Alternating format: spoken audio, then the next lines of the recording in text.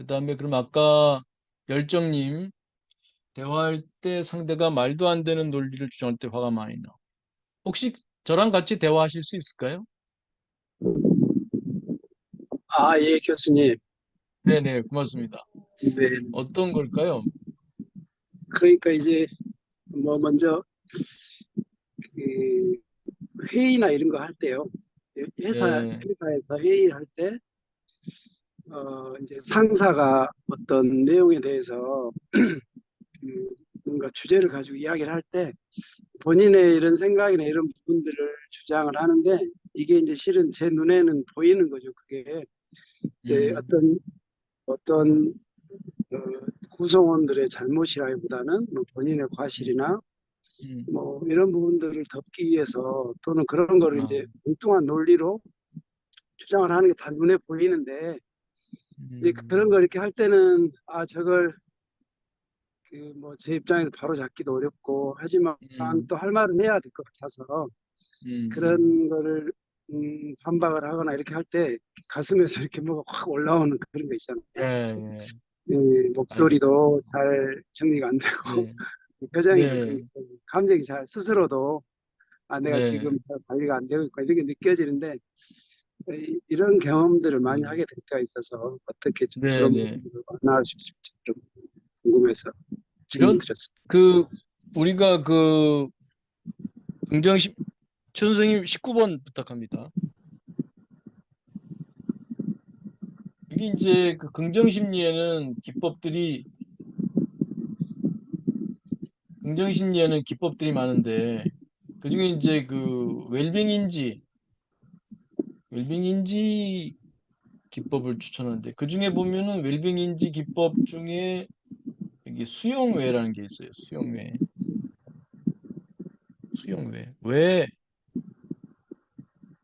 저 사람 왜 저러는 거야? 라고 한다면, 그건 궁금한 게 아니죠. 그건 저항하는 겁니다. 그건 수용외의 반대는, 우리는 보통 저항의 외를 많이 써요. 아들이 공부 안 하고 컴퓨터 게임 한다. 너는 왜 허구한 날 공부 안 하고 컴퓨터 게임만 하는 거냐? 왜? 궁금한 걸까요? 궁금하지 않아요. 그 상황에 대해서 내가 지금 저항하는 거죠. 근데 진짜 궁금하다면 아들이 왜 컴퓨터 게임만 할까? 왜 공부 안 하고 컴퓨터 게임만 할까? 이렇게 물어본다면 수용의 외입니다. 그 상황에 대해서 자체를 일단 받아들이면서 그러나 생각을 사용하는 거죠. 생각을 내려놓는 명상이 아니라 생각을 써요. 왜? 숙고하는 거죠. 묵묵히 생각한다. 혹은 숙고한다는 겁니다. 왜 아들이 그럴까? 혹은 또 하나의 수용외가 있는데요. 그때 나는 아들이 왜 컴퓨터 게임을 하고 있으면 화가 날까? 그렇게 자기에게 물어볼 수도 있어요. 하나는 왜 아들은 컴퓨터 게임만 하고 있을까? 왜 공부 안 하고 컴퓨터 게임만 하지? 이런 수용의 외도 있고요. 상대에 대한 이해죠. 또 하나는 나에 대한 이해입니다. 나는 왜 아들이 컴퓨터 게임을 하고 있으면 화가 나지? 그런 왜를 한번 가져보는 것도 도움이 될 것 같아요. 그래서 그 상황이 물론 다르지 않은 상황이겠습니다만 우선은 상대방을 왜 저렇게 말을 할까? 왜 저런 식으로 말을 할까에 대해서 어떤 내 감정을 싫기보다는 일단은 그렇게 한번 질문해 보게 되면 조금 더 상대방을 객관적으로 이해하게 되고요.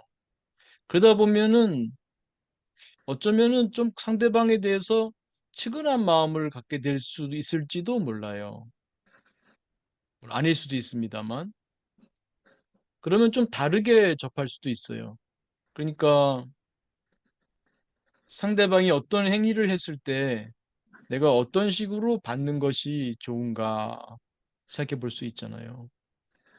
그 상대방의 행위의 옳고 그름을 따지는 것도 하나의 대처법이겠죠. 그러나 그 수용의 외를 통해서 특히 이것과 관련된 게 아마 여러 번 나오셔서 아시겠습니다만 그 몰발의 4종 세트가 있지 않습니까? 그것도 꽤 도움이 돼요. 너무 명료하다. 저 사람은 잘못됐다.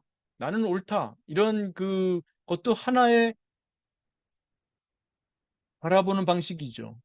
우리가 이 마음 공부를 통해서 일종의 그 관을 자제롭게 쓰는 이런 훈련을 하는 거 아닙니까?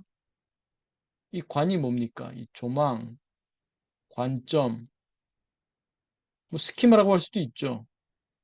뭐 하나의 작은 나, 에고라고도 할 수 있겠죠. 이런 이름이 쓰는데 이거를 자유자재로 쓰겠다는 거잖아요. 훈련을 통해서. 그러면 열정님이 지금 이 상황에 대한 이해도 하나의 구성이거든요. 구성. 우리 구성주의 배웠지 않습니까? 선생님이 경험한 것도 구성됐다는 거예요. 구성. 그러니까 근데 우리는 이게 실제라고 생각하거든요. 저 사람은 틀렸고 내가 옳다고 하는 것이 실제다 이렇게 생각하시거든요. 이게 나의 구성이라는 생각은 잘 못하죠. 일단은 이게 나의 구성이라는 관점을 가지시는 게 필요해요. 그래서 이 구성주의, 동기상태 이론, 정보처리 역량 제한성, 마음사 이론 이 네 가지가 지난주 다뤘습니다만 이게 쉽지가 않아요. 이 생활 속에서 머리에서 가슴까지 이르는데 굉장히 오래 걸립니다. 일단은 그게 내가 만든 거란 거, 내 경험이라는 거, 내가 구성했다는 거 이것이 전제되어야 되거든요.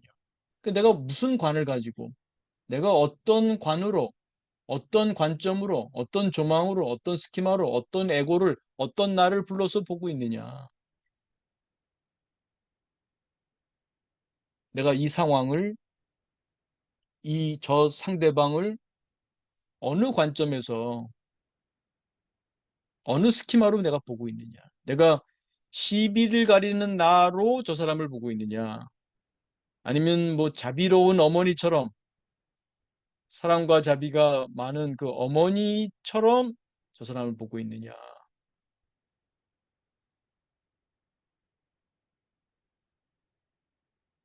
아니면 저 사람의 친구, 가까운 친구, 아주 가까운 친구라는 관점에서 저 사람을 보느냐 다를 겁니다.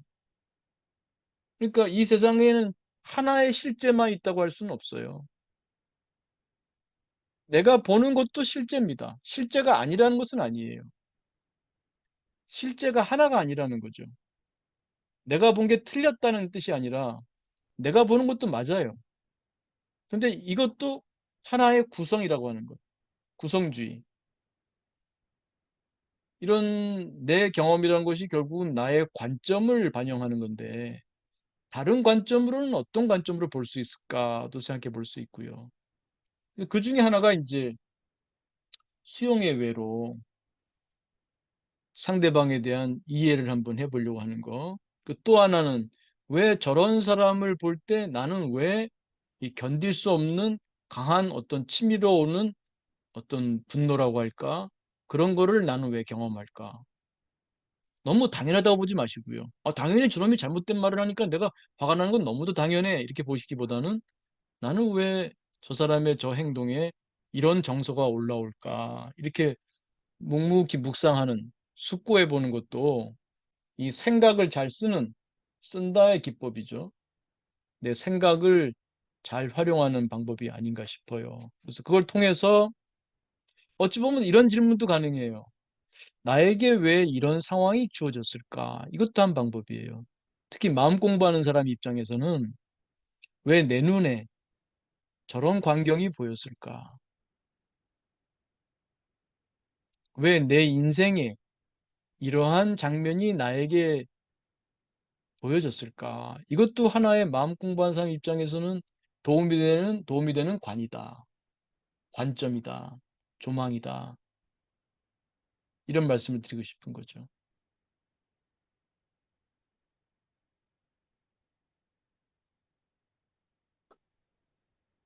예, 예, 교수님, 수용 외나 또 단점 면에서 한번 생각해보고 그런 상황 때문에 그런 적용해보도록 하겠습니다. 감사합니다. 네, 네, 한번 이거다 저거다 정답을 내리는 게 중요한 게 아니라 그런 관점으로 나를 한번 본다는 게 굉장히 의미 있고요. 그 과정에서 우리가 성장하는 것 같습니다. 그래서 제가 누차 말씀드리지만 몰바레라든지 뭐 수용예외 이런 거에는 답이 금방 나오는 게 중요하진 않습니다. 오히려 답이 빨리 나오기보다는 그 질문에 내가 관심이 생기고 숙고하게 만들면 그것이 저는 그러한 질문 자체가 우리 삶을 좀 더 의미 있고 깊게 하고 성장하게 해주는 것이 아닌가 싶어요. 누차 또 반복되는 비유입니다만 우리가 예전에는 밤에 항해를 할 때 GPS가 없으니까 북극성을 보고 간단 말이죠. 북극성을 보고 항해한다는 것이 북극성에 가기 위한 건 아니거든요. 북극성을 바라보고 그거를 지침을 삼아서 내가 가는 길을 잡아 나가는 거죠. 그래서 그 몰발의 사종 세트나 수영의 외 등은 꼭 답을 내야 하는 게 중요한 게 아니라 그 질문을 하는 과정에서 그 내가 나를 좀 알게 되고 여러 관계들을 알게 되고 여러 관점들을 형성하게 되고 그래서 그 관점들을 그때그때 운용하는 관을 여러 가지 일단은 관이 없으면은 관을 쓸 수가 없어요. 그 여러 가지 관을 일단 양적인 측면에서 관이 다양할 수 있어야 돼요. 그다음 두 번째는 그 많은 관들을 내가 상황에 따라서 맥락에 따라서 자유자재로 쓸 수 있어야 됩니다. 그래야 실력이 있는 거겠죠. 그래서 그런 것이 방금 말씀드린 수용의 외나 몰발의 사종 세트나 이런 질문을 하는 과정에서 그런 관점들이 이제 나에게 형성이 되고 또 그 관점들을 그 맥락에 맞게 잘 쓰는 그런 실력이 어, 양성되는 게 아닌가. 그것이 성장이겠다. 이렇게 말씀드릴 수 있겠습니다. 네. 열정님 고맙습니다. 예, 감사합니다.